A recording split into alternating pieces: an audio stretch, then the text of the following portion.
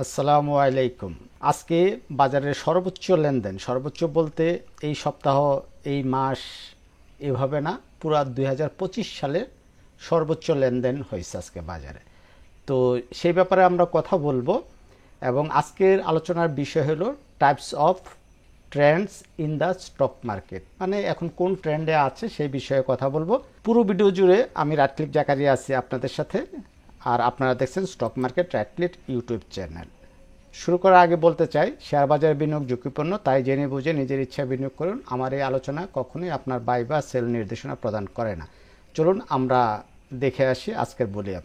দেখেন, আজকে 54.7 পয়েন্ট আমাদের ইন্ডেক্স পজিটিভ হয়েছে, আর আমাদের 734 কোটি টাকার উপরে লেনদেন, পাশাপাশি 265টা অ্যাডভান্স, মাত্র 77টা ডিক্লাইন হয়েছে, যা একটা মানে পাওয়ারফুল একটা বাজারের একটা সিমটম আছে। আজকে আমরা অ্যানালাইসিস দেখব, তার ভিতরে আছে অলটেক্স, আলহাজ ট্যাক্স, আলিফ। এছাড়াও আমরা এক ভিডিওতে কভার হয়তো করতে পারবো না, আমরা দেখব যে লাফার্স হোলসিম বাংলাদেশ, যমুনা ওয়েল সহ আরও কিছু, যে নাবানা ফার্মা, বেক্সিমকো ফার্মা, তারপরে আছে অগ্নি সিস্টেম, এইগুলিও দেখব। তবে চলুন আরও কিছু ডিটেলস কথা আপনাদের বলার আছে। যেহেতু আমাদের প্রধান সাবজেক্টে হলো যে বাজার কোন ট্রেন্ডে আছে, তাই না? সেই হিসাবে আমাদের এই চার্টটা ছিল, এবং এইখান থেকে একটা কারেকশন হওয়ার সম্ভাবনা ছিল। গত 3টা দিন আমি ভিডিও করতে পারি নাই, দিতে পারি নাই, ইভেন বাজারটা এই পর্যায়ে আছে। তো সেই হিসাবে আজকে কি করলো, আজকে কিন্তু একটা ব্রেকআউট দিয়ে দিল। এইখানে আমরা একটা জিনিস দেখতে পাই, এইটা ছিল একটা ইনসাইড বার, এই 3 দিন একটা ইনসাইডে ছিল, আজকে কিন্তু সেটা ব্রেকআউট দিছে। ফলশ্রুতিতে আমরা বলতে পারি বাজার পজিটিভ ধারায় আমাদের যাচ্ছে, এবং এটা একটা আপ ট্রেন্ড। কারণ এই পয়েন্টটাকে যদি আমরা লো ধরি, এই পয়েন্টটাকে আমরা হাই ধরবো, আর এই পয়েন্টটা যখন একটা কারেকশন মোডে আসছে, মানে ইলিয়ট ওয়েভ অনুযায়ী এটা হলো কারেক্টিভ মোড, মানে এই হলো ইম্পালস আর এটা হলো কারেক্টিভ, আবার ইম্পালস আবার কারেক্টিভ, ঠিক আছে? আর বাজার সবসময় জিগজ্যাগ গতিতে চলে, মানে সোজা বাজার কখনই সোজা উপরে উঠে না, মানে বলতে যাচ্ছি এরকমভাবে সোজা কখনই বাজার উপরে উঠবে না। কি করব, এইরকম জিগজ্যাগ জিগজ্যাগ করে করে বাজার উঠবে। জিগজ্যাগ কীরকম, এই হলো এই জিগজ্যাগ, মনে করেন এই হলো, আবার হয়তো একটু নামবে, আবার উঠবে, এরকম। তবে যে পজিশন, যে অবস্থা দেখা যাচ্ছে, তাতে মনে হচ্ছে যে এই জিগজ্যাগটা এরকম না। এই যে আমাদের কি, এটা আমাদের 3 নাম্বার ওয়েভ, এটা আমাদের 3 নাম্বার ওয়েভ। তো 3 নাম্বার ওয়েভটা একটু দীর্ঘায়িত হওয়ার চান্স বেশি। তার মানে আমরা জানি ইলিয়ট ওয়েভ অনুযায়ী 3 নাম্বার ওয়েভটা অনেক লম্বা হয়, তাহলে সেই অনুযায়ী এইভাবে যাচ্ছে। কারণ কি জন্য আমরা আইডিয়া করতেছি, আমাদের ভলিউম কি হলো, 734 কোটি টাকা আজকে ভলিউম হলো, যেটা আমাদের 2025 সালের জন্য সর্বোচ্চ ভলিউম। দেখেন 2025 সাল যদি আমরা, এই যে এখানে এটা হলো 2025 সাল শুরু, তার মানে এই ভলিউম আর নাই। এর আগে এটা এখানে আসে 800 কোটি টাকা, 800 কত 39 কোটি টাকা, এটা হলো 2024 সালের ভলিউম।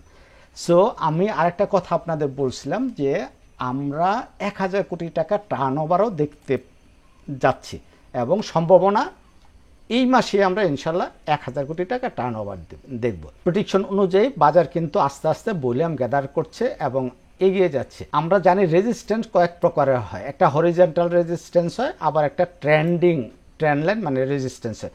এখানে একটা ট্রেন্ডিং ট্রেন্ড লাইন আমি আঁকায় রাখছি, যেটা আগামীকালকে আশা করি এখানে একটা বুলিশ ক্যান্ডেল দিয়ে আগামীকালকে এই রেজিস্ট্যান্সটা ব্রেকআউট দেবে। তার মানে বাজার আমাদের পজিটিভ ধারায় আছে, মানে আপ ট্রেন্ডে আছে, এটা আমরা নিঃসন্দেহে বলতে পারি। চলেন আমরা তাহলে আরও কিছু শেয়ার নিয়ে কথা বলি, মানে আজকে আমাদের টপ লিস্টের কোন শেয়ারগুলি আছে একটু দেখি। আমরা আজকে বাজার পর্যালোচনা করলে দেখতে পাবো যে লো পেডগুলি একটু নড়বড় অবস্থা হয়েছে, কিন্তু যেই শেয়ারগুলি ইদানিংকালে তেমন বেশি বাড়ে নাই, সেই শেয়ারগুলি কিন্তু আজকে বাড়ছে। এই যে prime insurance, first prime mutual fund, তারপরে আমাদের টেক্সটাইল, পিডিএল, দেখেন একবার তলানিতে পড়েছিল, আজকে হোল্টেড দিচ্ছে। ওএল সেম জেড ক্যাটাগরি, দেখেন জেড ক্যাটাগরি একটা মুভমেন্ট আমরা আশা করতেছি ভালো করতেছে। তারপর প্রগতি লাইফ, এই কুইন সাউথ আমাদের টেক্সটাইল, আজকে টেক্সটাইল নিয়ে এই যে তাল্লো স্পিন টেক্সটাইল লোতে আছে। সাবকো স্পিন, দেখেন সাবকো স্পিন একটা শেয়ার, যে শেয়ারটা মাত্র শেয়ার ট্রেন্ডে উঠছে। আমরা আজকে সাবকো স্পিন নিয়েও আমরা কথা বলবো। দেখেন আমার এইটা ড্র করা আছে, এটা আমাদের এন্ট্রি পয়েন্ট ছিল, এটা 12 টাকা আমাদের এন্ট্রি পয়েন্ট ছিল, এবং গত পরশু দিন আমরা 11 টাকায়ও কেউ কেউ শেয়ারটা বাই করতে পারছি। ব্যাপার হলো শেয়ারটার রিস্ক রিওয়ার্ড রেশিও কত, 5.4 মানে 5.5 আমাদের রিস্ক রিওয়ার্ড রেশিও, এটা নিয়েও আমরা কথা বলবো। ঠিক আছে, চলুন আমরা তাহলে আমাদের আলোচনায় মূল আলোচনায় যাই। চারটা টেক্সটাইল নিয়ে কথা বলবো। অলটেক্স, আলহাজ, সাবকো আর হলো আলিফ। ওকে, আমরা প্রথমে অলটেক্সে আসলাম। অলটেক্সের যে অবস্থা দেখতে পাচ্ছি, আমরা এইদিকে মনে হয় অলটেক্স নিয়ে বারবার কথা বলছিলাম, কয়েকদিন কথা বলছিলাম অলটেক্স নিয়ে, যদিও চার্ট অনুযায়ী আমরা শেয়ারটা ওইভাবে ভ্যালিডেশন দেখাই নাই। তো দেখেন অলটেক্সটা আস্তে আস্তে বাড়ছে। আজকে একটা শুটিং স্টার ক্যান্ডেল দিলেও বললাম ওইরকম বেশি হয় না, তার মানে এটা অনেক ভালো পজিশনে আছে। আমরা আরএসআই দেখব 60-এর উপরে, সব কিছুই ওকে আছে। জাস্ট একটা ব্যাপার হলো আমাদের এডিএক্স লাইনটা এখনও নিম্নগামী, এটা উপরে উঠছে, এডিএক্স নিচে নামছে। তার মানে কি বলতে চাচ্ছে, এডিএক্স আমাদের বলতে চাচ্ছে যে শেয়ারটা আপ ট্রেন্ড কন্টিনিউ করবে না।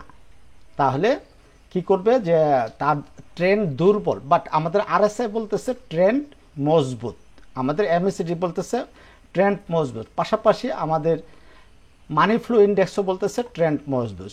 জাস্ট এডিএক্স লাইনটা আমাদেরকে নেগেটিভ সিগন্যাল দিচ্ছে। তাই এডিএক্স লাইনটা যে কোনো সময় আমাদের এটা পজিটিভ হয়ে যেতে পারে, মানে এই নেগেটিভ থেকে এডিএক্স লাইনটা আমাদের পজিটিভ হয়ে যেতে পারে। কারণ এইখান থেকে যদি মাথাটা ঘুরে উপর দিকে উঠে যায়, তাহলেই কিন্তু আমাদের ওই প্রাইসটা তড়িৎ গতিতে বাড়া শুরু করবে, এবং এটা আমাদের অ্যাকচুয়াল প্রফিট টেকিং জোন বা সাপ্লাই জোন হতে পারে 19 টাকার আশেপাশে।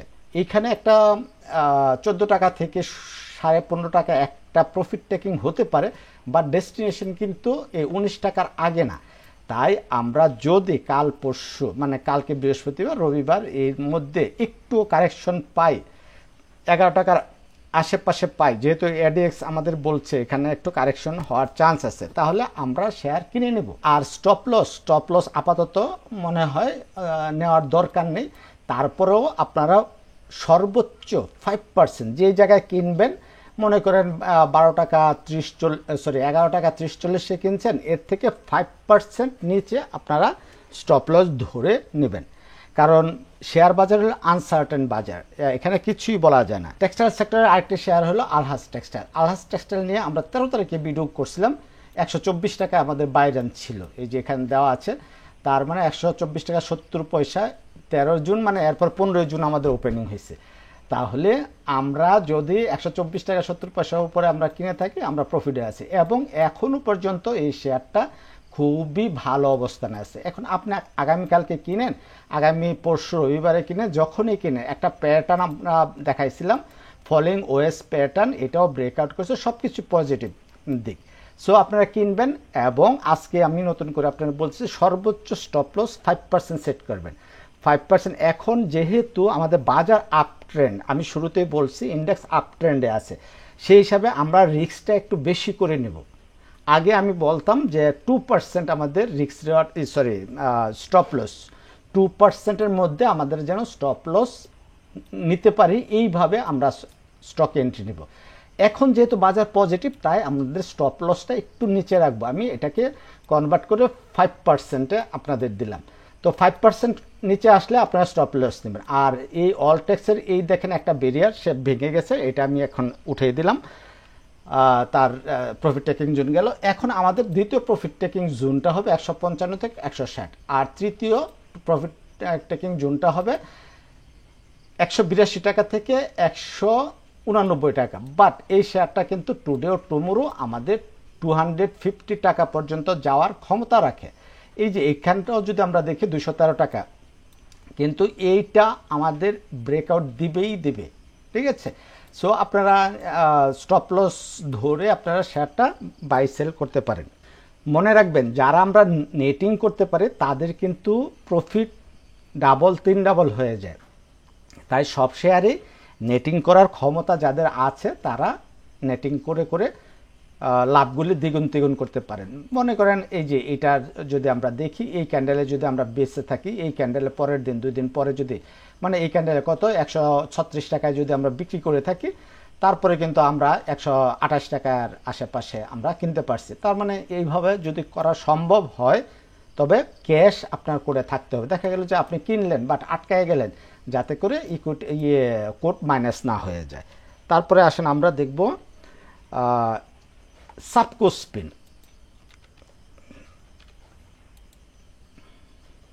দেখেন সাবকো স্পিন, এই যে একটা প্যাটার্ন, এই প্যাটার্নটা মাইক প্যাটার্ন মানে হর্ন বলে বা মাইক বলে, যদিও অ্যাকচুয়াল প্যাটার্নটা থাকে এরকম, ঠিক আছে? ওই যে হর্ন প্যাটার্ন বা মাইক যেটা বলি, ওই ছোটকালের মানে অনেক আগের যে মাইকগুলি ছিল না, এই মাইক। তবে এটাকেও আমি এই মাইক প্যাটার্ন হিসাবে আমি কাউন্ট করতে চাই। তো এই প্যাটার্ন অনুযায়ী শেয়ারটা কিন্তু এই জায়গায় যায়। তো আপনারা চাইলেই এই যে এই সুইংটাকে স্টপ লস ধরবেন। হ্যাঁ, এখানে 11 টাকা স্টপ লস ধরে শেয়ারটা আপনারা কিনতে পারেন, ঠিক আছে? তাহলে আমাদের রিস্ক রিওয়ার্ড রেশিও ছিল 5.8। এটা একটু চেঞ্জ হয়ে আমাদের কি হবে, আমরা যদি এখানে ধরি তাহলে কত হচ্ছে 3.5 হয়ে যায় আর কি। এটা একটু বাড়বে, এটুক পর্যন্ত আমরা আশা করি। তার মানে 1:4 1:4 রিস্ক রিওয়ার্ড রেশিও অনুযায়ী আমরা ইয়ে করতে পারি। তবে একটা জিনিস আমাদের প্রবলেম রয়ে গেছে, সেটা হলো এই যে একটা আমাদের গ্যাপ ছিল, সেই গ্যাপটা আজকে ফিল আপ করে গেছে। তো এই গ্যাপটা যদি ফিল আপ করে থাকে তাহলে কিন্তু কারেকশন আসলেও আসতে পারে। এই জন্য একটু কনফার্ম হবেন আগামী দিন শেয়ারটা এই যে 12 টাকা 70 পয়সা এর উপরে যাওয়ার নিশ্চিত হওয়া যায় কিনা। অতএব আপনাদের 12 টাকা 70 পয়সা হলো এন্ট্রি, এর উপরে ক্লোজিং দিলে এন্ট্রি। যারা অধিক কনফার্ম হতে চান তারা 12 টাকা 70 পয়সার উপরে ক্লোজিং নিশ্চিত হলে শেয়ারটা কিনবেন, লিখে দিলাম। আর যারা মনে করেন যে না এটা আপ ট্রেন্ড কন্টিনিউ করবে, আপ ট্রেন্ডে আছে, এমনি সব কিছু ঠিকঠাক আছে, আরএসআই এই যে ম্যাকডি, মানি ফ্লো, এডিএক্স, তারপরে হলো অন ব্যালেন্স বিলিয়ন, সব কিছু এভরিথিং ওকে আছে, তারা কালকে যদি একটু আরও কমে আপনারা বাই করবেন। এবং স্টপ লসটা 11 টাকা